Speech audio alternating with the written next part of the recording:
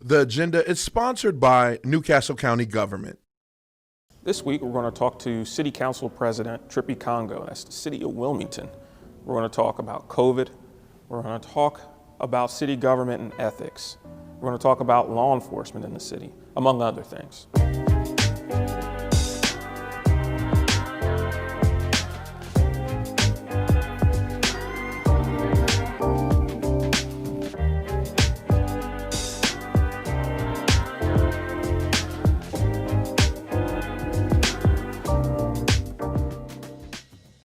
Today, we are privileged to have a repeat guest, one of our first guests, Trippi Congo, Wilmington City Council President. Mr. Congo, welcome. It's good to be back. Thanks for having me, okay? Appreciate it. No problem, sir. No problem. I mean, everybody knows Trip. You've been on billboards. I mean, you can't go to a basketball game without seeing you. I mean, you are well ingrained in the community, right? I guess I was raised here. Wilmington's a small community, so everybody knows everybody. Right. I just was fortunate enough to have be a part of a family business that is very involved in the community. So, I'm thankful for that. I guess the name that my parents worked so hard for kind of is well respected throughout the city of Wilmington and beyond. So it's definitely a blessing. It is a blessing. It is a blessing. So now we're coming up on 2022 in what, 3 weeks? Yeah.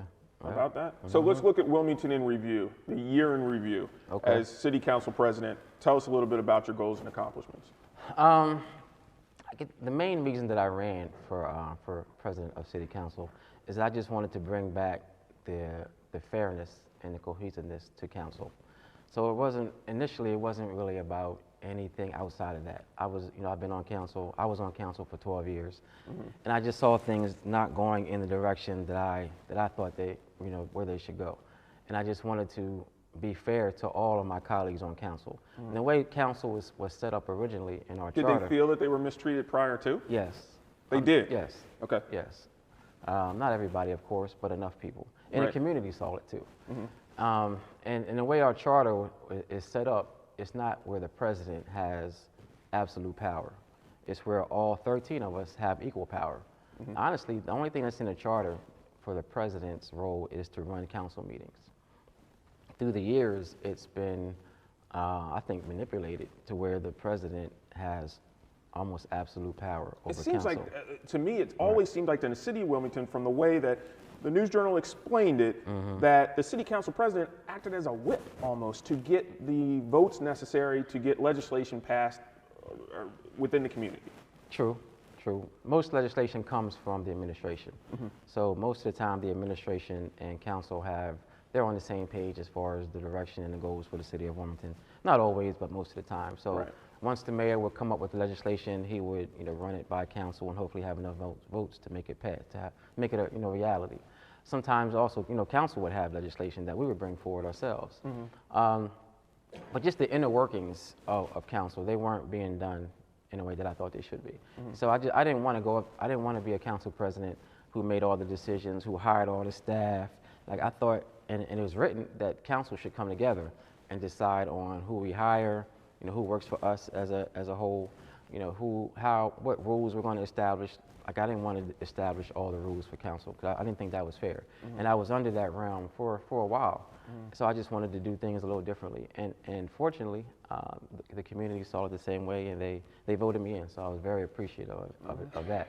But as far as legislation, just kind of following up really, like I've always been, and my parents, my dad, he's always been one who always puts the community first. So that's just who I am. I might not be as direct or as rebellious as some community members, but I always had the community's interests first. People say that I'm not really a politician because I don't like to politic with other elected officials. Well, I don't think that's fair. Well, I don't think that that's fair. I mean, I try to stay as impartial as I possibly can, but I think that being a member of this community and being active in the community is more important than the pedigree of your political nature. I'll just stop you there and say that I don't think that that's fair.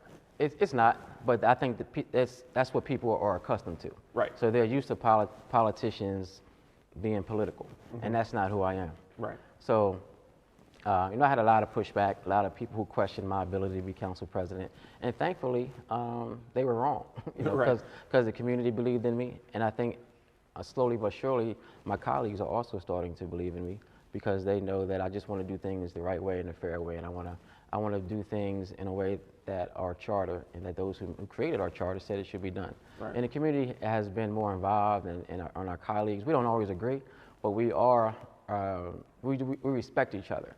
And I didn't like how the community would kind of tune in to council meetings just to see us fight and argue and kind of see the circus. Right. So I wanted to clean that up too, and I think that we've been able to do that so far. So what was another goal?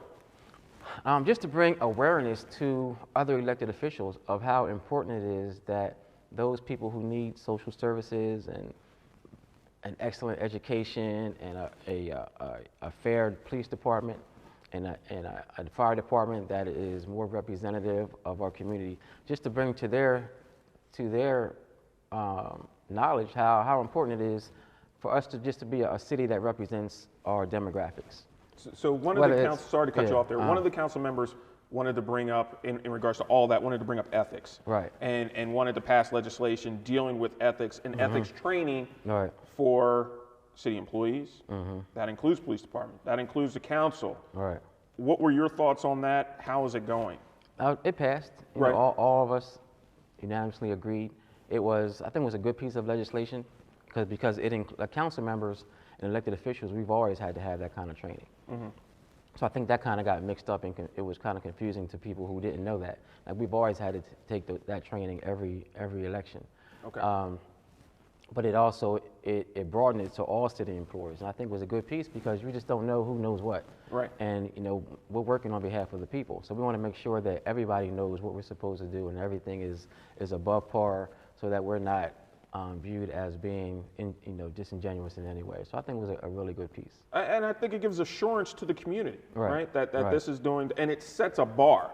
So once you're educated and you understand what's going on, if you go below that bar, there is no excuse. Right, exactly. So is that the sentiment showed throughout the city, or? I think so. I think that it brought to the awareness of city employees that people are watching, and especially that the community is watching. So I think it was a great piece. Like I said, there were some parts that were taken out because council members had some concern with it, but at the end of the day, it passed, and I think it was a really good piece of legislation. Okay. So one of the big things that's going on, and I could see on your weekly address, is the redistricting. Right.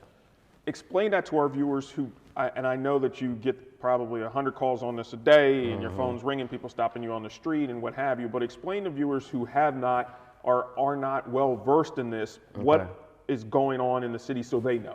Okay, so once every 10 years, the U.S. takes a census. Right. So based on that census, locally here in Wilmington, we have to sometimes adjust the district boundary lines for councilmatic districts. So Wilmington has 8 councilmatic districts. Sometimes, like the area that we're in now, the 4th district, had a lot of growth. So we have to make sure that each district is pretty close to the next one, to all, to each other. This message is brought to you by Newcastle County Government. Many wonder, what is a variant? A variant is a mutation or a change in the genetic sequence of the virus. Some of our methods of treating COVID-19 become ineffective. If we were to simply get vaccinated, we could decrease the spread and the likelihood that a mutation would form in the first place. Let's get vaccinated. As far as the numbers. So the golden number is around 8,500. So we want to make sure that each district has around 8,500 people in it. And if it doesn't, that's when we have to redistrict and kind of redraw the lines so that each councilmatic district is equally representative. So you essentially take some. Right, we take some and we give some. Right. So that's what we've been doing since October. So once we got the census data, we've been in meetings once a month, sometimes twice a month, just making sure that we are redistricting in a way that the community feels is fair, And honestly, I think that it really needs, because it's so political. Right. I was going Right. to say, how's that Right. going? Yeah, I mean, it's- that doesn't seem like that's yeah, a lot of people you have to keep happy. Yeah, it is. I don't think that council members should even be a part of it, honestly. Okay. I think, and I honestly, I'm going to introduce legislation where it's taken out of our hands. I think it should be done by an outside entity that has no relationship with council members. Because if you're going to do it a fair way, it's almost impossible. If I'm a council, if I have a district, like I used to be in the 2nd district, if I'm a part of redistricting, I want to make sure that I'm included in the redrawing of the lines. Absolutely. Right. So, and I think that's where the mistake. That's where it's not a perfect system, because council members just have too much personal investment in it. And if you and I are friends, if we've been friends, I'm going to do the same thing for you in your district. Right. I'm going to make sure that when we draw the lines, your address and your home is still included in your district, because I don't want to redraw you out of your district. So I really think that in order for it to be a fair process, it has to be taken out of council's hands. Well, that goes back to the ethics. Right. Right. Right. It goes back to the ethics, and impartiality is ethical. Right. And it's impossible. So Right. if I'm a district person, council member, I'm not going to redraw a line, and I'm not going to be in that line. So Right. it's almost impossible to ask. To ask council to be a part of that process and for it to be a fair and impartial process. When is the community going to know for sure when the lines have been drawn? Is there a deadline to Yeah, this? there's a deadline, February at the very latest. That's because if we don't have it, if we don't redraw if we're not finished with the whole process, we don't get paid. Council Right. doesn't get paid anymore, so we know we're absolutely going to have it done by February, right? Nothing like an incentive. Right. So I mean that's a good thing. Yeah. To just put a little bit of fire behind us. But we voted on a proposal last week. So we're going to vote on that. The committee did. So we're going to bring that before full council in 2 more weeks, and then in January we're going to vote on it. And the community has been extremely not as involved as I would like, but there have been some community members. That have Really? been, I yeah. don't think that they would be in on this, and it would be, hands up. I have questions and problems. Not as much as I would like to see. And I guess that just goes across almost all topics for politics. Just the community isn't as involved as it really needs to be. Like we've been putting out press releases, and everything is done. We don't have any executive sessions where the public can't see. Everything has been extremely transparent. But the community hasn't been involved as much as I think that it should be. But those who have been involved, they have given us proposals. They come up with some really good suggestions on how they think the district should be redrawn. So that was kind of satisfying. But I thought that the council chambers should be packed. Yeah. Because it's important. At the end of the day, it's really important that every community is going to be fairly represented. So speaking of packed, we're doing a lot right now when it comes to infrastructure. Right. The state has a surplus. I think in the tune of somewhere between $5 billion worth of funds, whether it's CARES Act funding, whether it's ARPA funding, whether or not it's bond bill funding, and the city is part of that too, right? There was a great episode of 60 Minutes last week where it talked about the infrastructure in China and how it has gone from dirt roads to one of the best infrastructures in the world in about 20 years, and how we as a great nation have kind of pulled back from that. And we are not the superpower that we once were in regards to infrastructure. So what are Wilmington's plans to addressing some of this? I guess when you talk about infrastructure, I'm more inclined to talk about the social infrastructure. The social piece of it. Right. So education, for our Education, viewers that don't know, education, hospitals, training, making sure that we as a people social are services, best. right? Okay. So that's who I am. And again, like going back, a little bit, that's how I was raised, just to make sure that we make sure that we are developing people before we're developing buildings. And that's important to have. Housing and roads need to be, where they need to be. That's important, but I guess my passion is for people. So I think that we have to make sure that, like, whoever our next governor is, like, I want to be able to work closely with them to really redevelop our school system. Why can't we work with this governor? Because I don't think that the will is there, honestly. He's been governor. This will be his last 3 years. And I don't see where he has put enough emphasis on education. Really? I I don't. Okay. Because if you talk to educators, Right. there's never enough money for the teachers. And I'm talking like the foundation of education, not really the superintendents. I'm talking about, you know, Boots on the ground. Boots on the ground. People right. in the classroom. Kids walk into that classroom. Do they have all of the necessary resources that they need to become well-developed adults? And we are nowhere near that. We have people who rather live in Pennsylvania because of their school system, maybe come to work here, but they want to live where their school system is superior to ours. And I think that we are a small enough state so that if we redirect some funding, we can have a superior school system, where people want to live here just based on our school system. And I think until we do that, we're always going to deal with so many of the ailments of people not being well-rounded adults. I really think that we have to take a look at our prison system and that infrastructure, and is it really rehabilitating the prisoners? Are they re-entering society better prepared to take care of their families and themselves? I don't think that they are. So that's where I think that we need to put those billions of dollars into making sure that our school system is superior, making sure that our prison system and our hospitals are superior. Right. But Wilmington is getting new schools, correct? We are, but they're high schools. Okay. By the time a child reaches high school, it's almost too late. Mm-hmm. If they haven't had that foundation starting from almost daycare, is to, you know, when they get to high school, they're already most of the time they already are who they are. We already know kind of what their path is going to look like. I really think that we have to put emphasis at least on pre-K, if not before that. Honestly, I think that we really have to start with daycares, because if we have a cousin who's in education, and we have friends who are in education. Mm-hmm. And if you talk to them, especially in like first and second grade, it's almost they already know that where that child is going to go in life. Mm-hmm. So we really have to put emphasis on our daycare systems, mm-hmm. and are we really training the operators of daycare to prepare children to go into pre-K, mm-hmm. to go into kindergarten, to go into first grade. And I just don't think that we can start at a high school and expect any change in our youth. I just don't see how it's possible. I also think that there is importance mm-hmm. in shovel jobs mm-hmm. within our community. And I understand the human infrastructure part of it, mm-hmm. but there has to be capital improvements made to our surrounding areas. And mm-hmm. I think that runs into human infrastructure. Mm-hmm. Somehow or another, it works out, right? People do better in better areas. Your thoughts? Tell me what you mean. Give me an example. If we are in an environment mm-hmm. where the buses can't go and I guess the roads aren't there, the public transportation system isn't there, mm-hmm.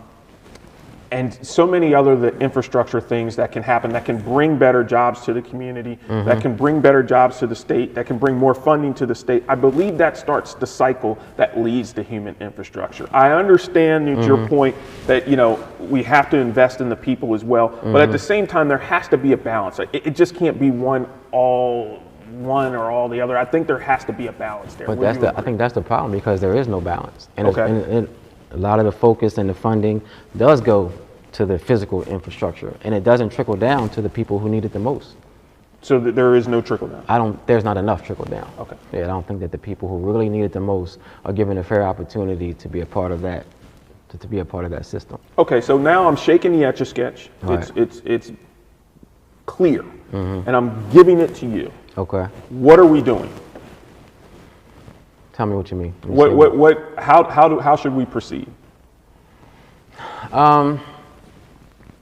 Honestly, man, I don't know if it can be fixed politically.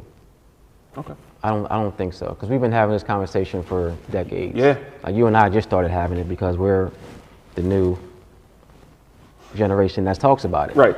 But our parents had it, our grandparents had it. Right. And I don't know if there is going to be a will politically to really make any type of systemic change that we need. Honestly, I don't think that it happens, unfortunately, until we take it almost back to the 60s, where our grandparents and our forefathers really came together and unified, and they said, you know, enough is enough. We're going to stop asking, we're going to start demanding, and this is how we're going to demand it. Either we're going to affect you monetarily, or we're going to boycott, and we're going to stick together and make it work for ourselves and not for the system, or this is last case scenario, we got to tear some stuff up, Right. because that gets people's attention, unfortunately. We don't want people to do that. We don't want to do that, but we We're don't not want to promoting that. Well, I'm not, but we don't want to keep having. I don't want our grandchildren to be having the same conversation that we're having right now. Right. And I don't know how to get there without us Making a dramatic, extremely dramatic, and it's not going to happen from politicians, because most politicians do not have that will to offend their friends. So if I'm in politics, I don't want to offend other colleagues. I don't want to offend the governor. I don't want to offend the mayor. I don't want to offend those who are on the state level, because we're friends now, and politics actually gets in the way. It's all about relationships Right. at this point. And the relationships haven't transferred into our community doing what's best for the people who need it the most. We're taking baby steps, but Right. we've always been taking baby steps. Law enforcement in the community, Mm-hmm. through your tenure, how has that changed? What's going on there? It hasn't. No, it hasn't changed. Not at all. I mean, we're trying to create some changes, but the police union is extremely strong and extremely influential. And they pretty much get their way, bar none. But the community is tired of that. And some politicians are tired of that too, and they realize that the police union is their strength is so strong that it's almost to a fault, because they're not held accountable when the officers when they mess up. And I think that our police department needs to be more representative again of the demographics of Wilmington. What are they doing? What is council doing? What is the city doing to ensure that that's occurring? Council has. I know its your hands power tied. is limited, Right. But what is being done from the city standpoint to ensure that that level of, I guess, integration within the department is actually occurring? We're having, like, I was probably one of the first council members to really demand that our chief of police give us a plan for diversity. I'll go for it. And I was met with so much pushback, I could not believe it. From the chief, from some certain police officers, from the administration. Just for the written plan? Just for a plan to say, look, we realize we have to do better, and this is how we're going to do better. They didn't even want to give us a plan. Do they agree on the problem statement? Verbally, but I don't think that they're making any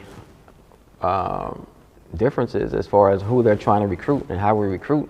There are frustrated police officers, black, white, Latino, Asian, who realize the same thing that I'm talking about, but they can't really talk about it because they fear retribution. So I think it's my job and other politicians' job to talk about it. Just to be fair to those officers who don't want to be a part of that system that they know is unfair. But it's really hard for them to be in that system and talk about it, because they have families to feed, they have lives to live, and they want to make sure that they can retire with their benefits and that their families are taken care of. So I think that once they bring us information, which they do, I think it's up to us as politicians, especially as council members, to really bring it to the whole state's attention. And that's what we've been trying to do. But it's extremely difficult because they just don't, those in leadership in the police department don't want to make those kind of changes for whatever reason. So what assurances can you give? So, I mean, from dealing with families at their worst, basically, as a funeral director. Right. And then dealing with families as a city council president, and you're in their living rooms, you're talking to them. What assurances can you give them, especially those with children, especially those with children of color, in this community, in our 8 or 10 mile area here in the city of Wilmington? Right. What assurances can you give them as city council president that they are being, I guess, thought of by the police? They are being treated fairly. They are being accounted for. Is that the right word? By the police? By the police. I don't think that I can. I think that's up to the police department to prove that they're willing, that they see the inadequacy and that they're willing to make the change. Like a council can make them change. I can't make them change as council president. I would love to. We can have the conversations. They can agree in a council meeting, but at the end of the day, it depends on what the message is to those officers every morning when they go out, and who we bring on our police department, and how we train them when they bring them on. I don't think anybody's asking for anything more than that. Right. So, Mr. Congo, we're in 2023. 4 months now of almost, no, back that up. We're in about 20 months of COVID, okay? I have to ask, are you vaccinated, sir? Yes. You see front lines the results of no vaccination. I don't know who sees it more than you. That's true.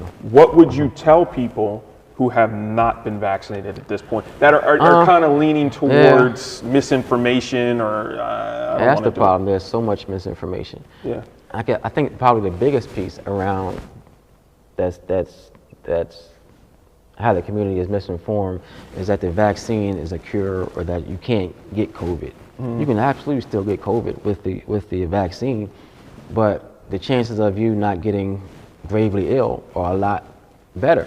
Right. Right. So I think that's the thing that really needs to be communicated to our community is that it's not going to stop you from getting it. It could, but it's not going to stop you. But it will hopefully prevent you from getting from dying from it. But honestly, I understand because I wasn't going to get the vaccine. So I got to give a shout out to Dr. Joan Coper, who really opened my eyes and said, "Look, this is why you should get it." Because I wasn't too crazy. I didn't think that there was a conspiracy from the government. I don't think they're trying to track us or anything like that. I don't think that we were guinea pigs. But I wasn't sure about it because we got it so quickly. So I just wasn't sure. I was like, I'm not putting that in my body. But I put everything else in my body. So why, now I'm picking and choosing. Now I'm concerned about this vaccine. I'm sure that, that there's fast food that is exactly far more harmful. Absolutely, far more. So when she put it, she's like, what do you like? She just broke it down for me. I was like, I'm gonna get it, and I was fine. I've been fine. I got it back in like February, I think. But I would ask people just to do their research. But I can't. I'm not a doctor, so I'm just going on some of my friends' information. But I understand why people are hesitant because it's not going to cure you. I mean, it's not going to prevent you. People bring up the flu vaccine and how the flu vaccine is only at the height of its effectiveness, it was only 44% effective. But in people's minds, if you get the flu shot, you're not going to get you're good, but you're really not. So I get it. And I understand why people have concerns about the government and trusting the government. I get that. So it's really hard for me to say, go out and get it. But I would encourage people to get it. But when people have concerns about it, I completely understand. So I have it, my children have it, and my family has it. We all have it. But for people who don't have it, I get it. Right. You know what I mean? But I do. And I guess I don't know if that's even the right thing to say. No, it's honest, but I get it. Right? Yeah, because I get there's it. a lot of people that, I would describe it as you were on the fence. Right. Absolutely on the fence. Definitely on the fence. But you did your research. And sometimes it takes someone who we trust, like it was Dr. Coker for you. And for a lot of people watching, it's you. That's true. It's you. That's true. So for the people that are on the fence, that may not know or have watched Dr. Coker, but they know Trip, and Trip says, you know what? I have it. This is a perfect venue. So we want to say thank you for your honesty. I had no side effects. None of my family members have had any side effects. My children haven't had any side effects. I would definitely encourage people to get it. Wow. Well, you've heard it here. What about you? On the agenda, absolutely. I had my booster. Thank you for asking. I had my booster this week. Just sore arm. I made sure that I had it. Everyone in my house has it. My parents have it. Most of my family has it. It's to me, the science is there. I trust science. I believe it or not, I trust that the government, although all the conspiracy theories are there, the government can't govern without people. So eliminating all the people through this vaccine, it doesn't make a lot of sense. And they don't want to govern, and they've made it very clear, govern people who are sick. It's not beneficial to our economy. It's not beneficial to our infrastructure. There's no win in it. So putting out a vaccine that would compromise that is not in anyone's benefit. So to answer your question, sir, yes, I am vaccinated. And I encourage all of those that are on the fence, educate yourself. I've said it before on the show, if you can't do it for yourself, do it for a loved one. But just do it. Vaccinate. We'd like to thank Council President Mr. Congo for coming on the agenda again for the second time. We appreciate it. And we look forward to seeing you next week.